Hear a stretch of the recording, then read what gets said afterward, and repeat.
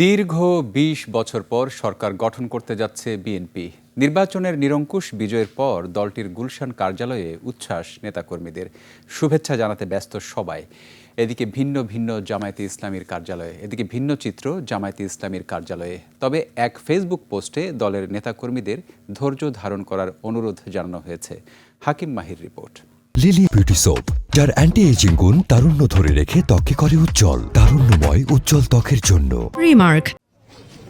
ত্রয়োদশ জাতীয় সংসদ নির্বাচনে 2/3-এরও বেশি আসনে জয় পেয়েছে বিএনপি। দীর্ঘ 20 বছর রাজনীতিতে কোণঠাসা থেকে এই বিজয় যেন প্রাণ ফিরিয়ে দিয়েছে দলটিকে।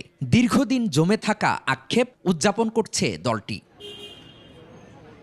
এ সময় নেতাকর্মীরা জানান, এই বিজয়ে বিএনপির প্রতি জনগণের আস্থা আরও বাড়িয়ে দিয়েছে। নির্বাচনের মাধ্যমে বাংলাদেশের মানুষ জনাব তারেক রহমানের নেতৃত্বে ধানের শীষে ভোট দিয়েছে। দেশ নেত্রী বেগম খালেদা জিয়ার জেল জুলুম শত কষ্টের মাঝেও আমরা বিদেশে কোনো প্রবণ নেই, এদেশের জনগণই আমাদের বন্ধু, সেটা আবারও প্রমাণিত করলো এদেশের জনগণ।